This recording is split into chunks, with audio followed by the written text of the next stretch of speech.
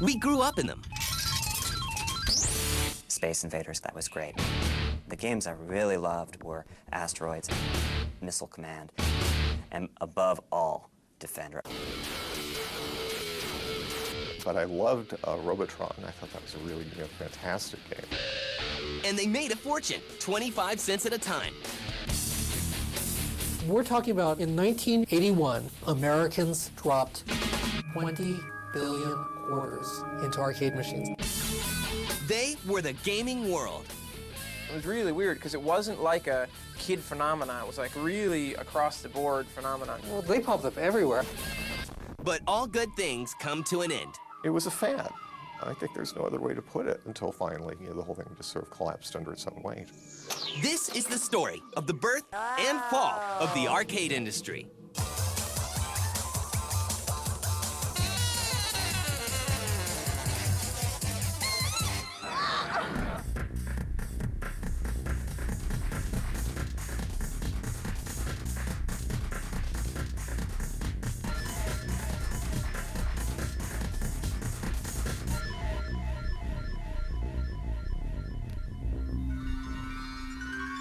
Starting as far back as the late 1800s, penny arcade machines such as strength testers and peep shows dot local pubs and fairgrounds. In 1927, David Gottlieb creates Baffle Ball, the precursor to the modern pinball machine. His simple game sparks the pinball craze. Soon, the mini arcades that grew out of the Great Depression are packed with pinball machines. For decades, pinball rules the arcades. But in 1971, a man named Nolan Bushnell changes everything. He wasn't much of an engineer, but he had these great ideas for doing businesses. He saw how he could take the technology we were using at Ampex and make a coin-operated amusement device that might be a hit. He then built this thing called Computer Space. Computer Space was not a great marketing success. Computer Space was a monumental flop. They made 1,000 copies of it. They didn't sell all 1,000 copies of it. It wasn't popular. It didn't make it to very many venues, and where it did make it, it wasn't very popular. So he challenged me to do a ping pong game, a very simple, one moving spot. Nothing could be simpler. Al got it to the point where it just had the two paddles, and it was knocking the ball back and forth. And it was so much fun. I said, stop. We don't need to go to the next step. In 1972, the first Pong machine is placed in Andy Capp's pub in Sunnyvale, and from there, it becomes the world's first huge video game success. The average Pong machine pulls in $100 a week in quarters. Oh my God, it's everywhere. Oh God, what have I done? Soon, Atari isn't the only big company making coin-operated video games. Cinematronics makes a name for itself by releasing a number of successful vector games. A vector game, or a vector display, actually just takes a single beam and the programmer, or hardware, directs it to go to this point, and that draws a line. Among their releases is the world's first cooperative game, Rip-Off, created by Tim Skelly in 1980. Rip-Off was something that we had come up with just in kicking around some names for a game, and I had something that was kind of almost like centipedes in the back of my head. And I just decided that it would be more interesting if, instead of shooting at each other, that they both shot at the enemy. And believe it or not, market research said that cooperation amongst young people had become a major factor. And I thought, well, that's great. That fits right into my plans. So we made a cooperative game, and it became just a huge success and a great deal of fun to play. But the true arrival of the arcade is brought about by three key games.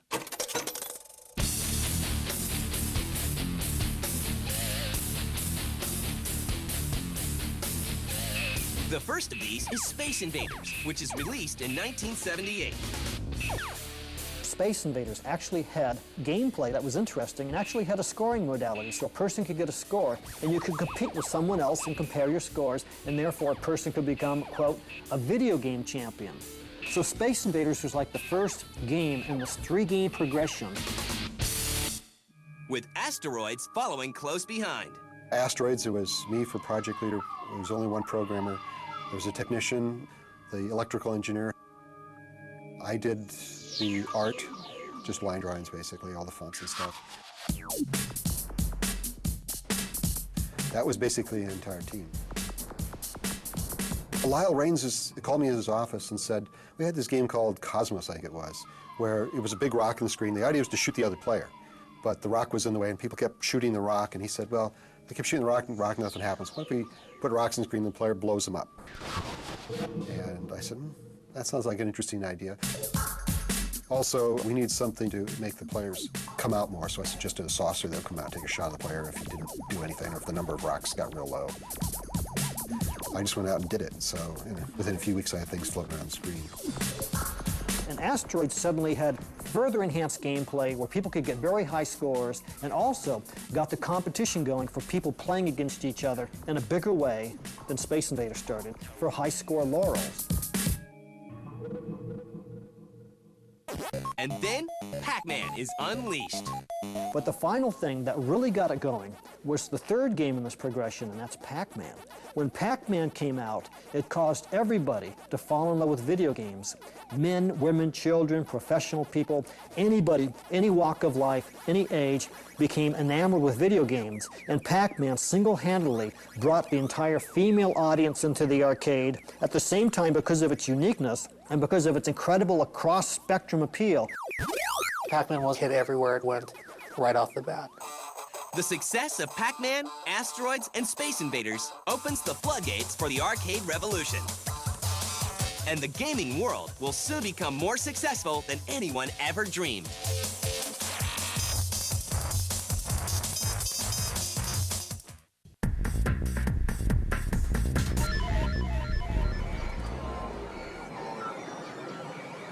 By the early 1980s, arcades are everywhere. Well, they popped up everywhere. 7-Elevens would carry them. By the time we get to the middle 80s, grocery stores are carrying them. The funny one, of course, is at least one funeral home had a couple of arcade machines in its basement. It was an incredible phenomenon at that time. In 1981, Americans dropped 20 billion quarters into arcade machines. They spent 75,000 years playing arcade games in 1981. The media takes notice as arcades become part of popular culture. But at this point now we've reached a peak where, it was now okay for middle-class people to go into arcades. The arcade crowd back in the old days was really weird because you definitely had all the little scrubs like me, like little kids who were riding their bikes there, and then you had like high school students and you had college students. It was mostly the guys, but you had the girls kind of hanging there looking at what was going on. But then it was also really weird because you had like businessmen. You just have to be kids, didn't have to be young, didn't have to be, just a slacker. It was really weird because it wasn't like a kid phenomenon. It was like really across the board phenomenon in terms of who was playing arcade games. I think the golden age was like in the early to mid 80s, when you had like all the amazing Midway games and the Atari games. Games like Joust, Robotron. The games I really loved were Asteroids, Missile Command, and above all, Defender. Defender came out, and that was like changed the world. And thanks to people like Eugene Jarvis, creator of Defender and Robotron, the hits just keep coming. Eugene is a wild man. Eugene is a poster boy for something in our industry, I'm not sure what. Defender was cool because you'd see it, and it was only the older kids could play it because it was so intimidating. There's like 1,000 buttons. I remember like trying to play it a few times and couldn't get anywhere with it. Defender was the ultimate game for the hardcore gamer. It had 7 buttons. I mean, I don't think any other game had that degree of control complexity. Just trying to keep track of them would drive you crazy. I think my right pinky is still kind of crooked from having spent so many hours pushing that control up and down. I finally learned how to play it, and that was pretty... I would describe that as a life-changing moment. And so we sat there and played it like the whole day, until my mom dragged us out of there. but I loved Robotron, and I thought that was a really fantastic game. Robotron, which is one of my favorite games, I actually liked it so much I actually bought it. That's one of those games that, you'd be shaking by the time I got back after playing for an hour. As the industry peaks, originality is a must. The golden age of the arcade was incredible. The creativity, I've never seen anything like it. Every game had to be original, 100% unique. This was the attitude at Atari. We didn't do driving games because there had been a driving game. If you did a driving game, it had to be a driving game with guns, and then there could only be one of those in the industry. I had a friend who made a driving game where you drove on the ceiling because that was the only way you could get it through this corporate culture where 100% originality was required. The business of gaming looks good. Like today, where they're talking about how the game industry is eclipsing the motion picture industry in terms of revenue. That was very much the case back then as well. The revenue from video games was enormous. I mean, a good game would bring in 800 to 1,000 in a week. So you'd buy the game, and in 2 weeks, you pay off your, the distributor, and you're fine. And there were a lot of arcades, a lot of places where there were video games. But the market can only grow so much. Soon, the arcade reaches critical mass and becomes a victim of its own success. Ironically, when I arrived at Atari in 1982, we were saying, we're so big. The coin drop in these games is just as large as theatrical revenue for movies. Now, does that sound familiar? What had happened is we pretty much saturated the market. The games did not get obsolete very quickly, and we filled the arcades with them, and we were starting to fill secondary locations like Safeways and 7-Elevens and dentist offices. By the middle of 1982, we were just full. A lot of it was oversaturated in the market in 81, 82, especially 82-ish time frame. And we sold thousands and thousands of games that went into dentist's office, besides normal arcades and street locations like bars and restaurants and bowling alleys. And it got to the point there were so many games out there that they couldn't support the amount of earnings to really justify buying them. It was a fad. I think there's no other way to put it. It was like early rock and roll, really. Enough people started coming and enough companies started making games, it just kept growing, and people built bigger and bigger ones until finally, the whole thing just sort of collapsed under its own weight. Now, the arcade machines that were so successful just a year ago are no longer making enough money to support the market. By the time the early 80s came around, the economic life for a lot of games, for simple games, and the simple games were those that everybody was playing, was probably less than a year. Well, the games cost enough that they really needed to have an economic model that would last for several years in order to pay for them.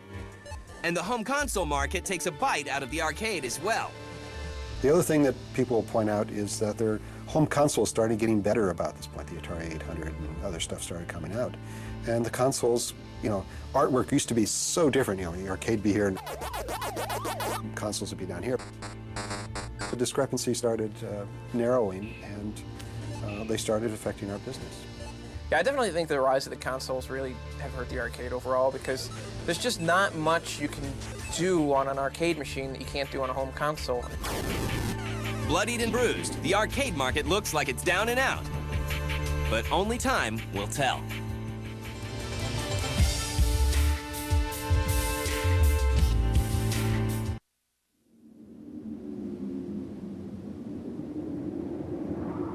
By the mid-'80s, the days of arcade games bringing in $1,000 a week are over, and the coin-op industry is a mere shadow of what it once was. Many companies, such as Cinematronics, are out of business. But Atari is still alive and still making arcade hits, such as Gauntlet and Marble Madness. Marble Madness was supposed to be sort of a video game equivalent of miniature golf. But, putting didn't make a whole lot of sense in that context, so it sort of evolved. The graphics stayed intact, but it kept on evolving, and so we got the trackballs for controllers, and we got enemies in there blocking your path, and it went to a time basis, sort of became a race game.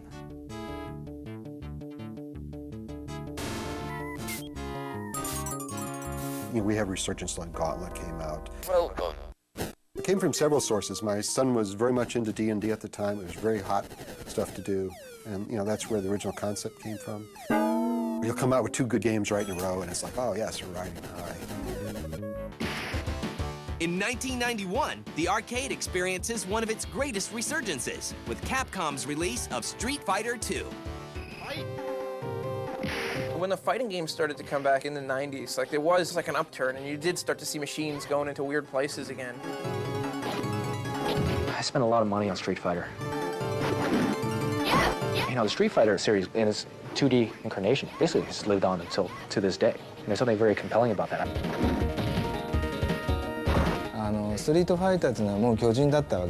After Street Fighter II came out, there were nearly 600 new fighting games, but none of them could go beyond Street Fighter. But as successful as the Street Fighter series and its fellow fighting games are, it isn't enough to fully revitalize the market. Mortal Kombat, Street Fighter. These were games that took a lot of coordination, and it excluded 2 major classes of people. The casual gamer, the businessman that wanted to play on his lunch hour, and women. They were very complex, and so the casual gamer didn't want to spend their life figuring out how to punch, kick, and fight somebody to death and knock their heads off. The problem with fighting games was that there was a period of maybe like a year where anyone could get into fighting games, and after that, it was hard for like somebody new to walk in the arcade and not just get their ass kicked and just get laughed out of the place. It was kind of a feedback loop that kept new people from getting into it after a while. To stay alive, the arcade must evolve. A single quarter was not enough revenue for a game to earn. We ultimately figured out that we needed a buck, and we don't have dollar coins in the States. A buck is a big spend, it's not a casual spend, and so we needed a new generation of arcade games to show how this should be done. And Yu Suzuki was the big player there. Hang On, Outrun, R360, he had it down. Yu Suzuki from Sega is considered one of the pioneers for arcade games in the early 90s. Yu Suzuki transformed the video game business. If you look at the period of time from when he started making these simulators through, say, 1995, Sega dominated the arcades. Since I created Hang On, a lot of people were getting more and more into games where you just don't use a joystick. It becomes a physical experience.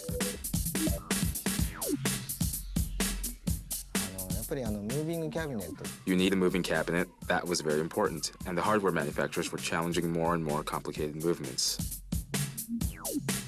Well, it just makes the experience all the more real, right? I think what it does is it tends to heighten the gameplay experience. It takes some imagination to kind of, put those things together. The arcade industry is great because of, these unique things. I think this is more pushing the envelope of human capacity rather than of the industry itself.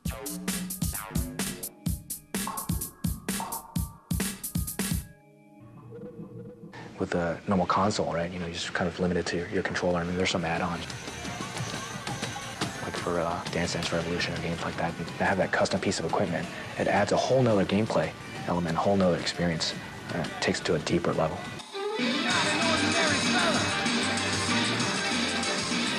While it looks like the arcade may never reclaim its former glory, some people still think it has a future.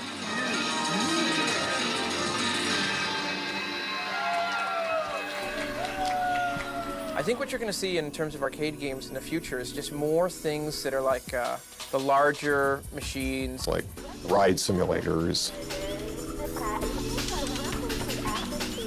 There's something about a driving game where you actually have a steering wheel and pedals that you can't really duplicate at home, even with a wheel and pedals, and just the larger kind of location-based entertainment machines. Yeah, there is. There are arcades out there, and Sega actually was very forward-thinking in this. Theme parks, or even just, say like on a boardwalk somewhere, or specifically downtown somewhere there's a good game center. But the idea there is to give you an experience that you can't get at home. I always thought there was a future. I just thought it would be so small. I figured there'd be enough arcades where people would want to go, people to hang out, or bars. You could have a drink in one hand and play a game with another. Just entertainment. But no matter what happens, the people who were there in the beginning will never forget the time when a quarter was all you needed to be a gamer. Actually, it's great making the games because For one thing, we were all a little club. There were about 150 game creators in the entire business at that point. We mostly knew each other, too, whether we were at Atari or Williams or Bally or the like. When you went to an arcade, there was this great rush you'd get because you'd make your game and you'd put it in there with all the other new games, usually by guys that you knew, and you'd see just how much money your game could make in 1 week. It was great. Oh, that was always a really good feeling. More importantly is when you go in there and see the expressions of the people's faces. I remember the first time we tested Millipede, and some gal walked up, and she was a centipede player, and she was very good at it. And she got to the point where, you know, all the insects were flying down the screen, and it just expression face of, oh, you know, it's panic. That was worth it for a game designer, and for, you know, testing. That's the kind of expression you want to pull off. What you can't get, of course, and this is what I really miss about arcades, is just the notion of going into this crazy, dark, loud place. It's just lit by screens and filled with all the music of the games and, you know, sticky Coke on the floor and stuff like that. I mean, to me, that's just an amazing experience that you can never really have again.